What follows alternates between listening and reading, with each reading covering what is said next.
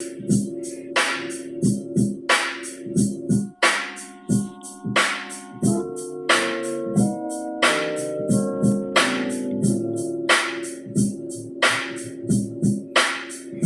wanna leave the world in a better state than it was on the day that I found it. But if it's just a dream unrealized, I hope it will inspire future generations to work towards that goal so we can all benefit from the progress being made. Just in case we return to this place with a different name and a new face will be embraced with a love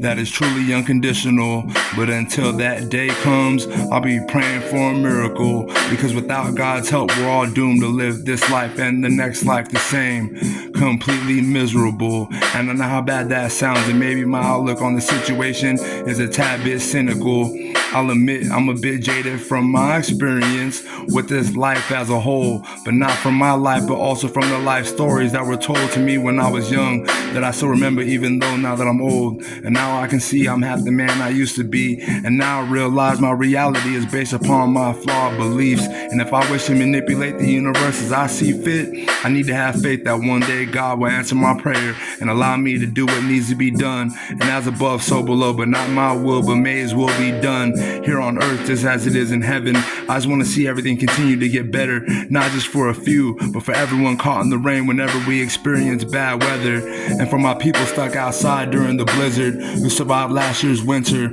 only by the grace of God in a giant igloo full of liquor. The picture of perfection I wish to paint is relative to the eyes of the beholder. I don't know what that means, but what I mean is, I wish that winter was less colder than the hearts of the heartless people in power who sit on the top of the pyramid figuratively but literally dwell in the room on the top floor of some tower, so they could look down on us as if they were the Hindu deity Hanuman, looking down on mankind for treating their brothers and sisters like strangers from a foreign land. It's hard to understand how a wealthy few could be so cruel and use greed as a tool on the capitalist construction site, and despite the profits made, they can't seem to make enough money. It would be funny if it wasn't sad how bad the message to us was when we received the words given to us by His prophets, who foretold of events to come that came from the visions that were given to the blind prophets, whose prophecies will probably be spoken word, whispered by the wind, just to be unheard by the deaf, dumb, and blind who ignored the signs of the times time and time again.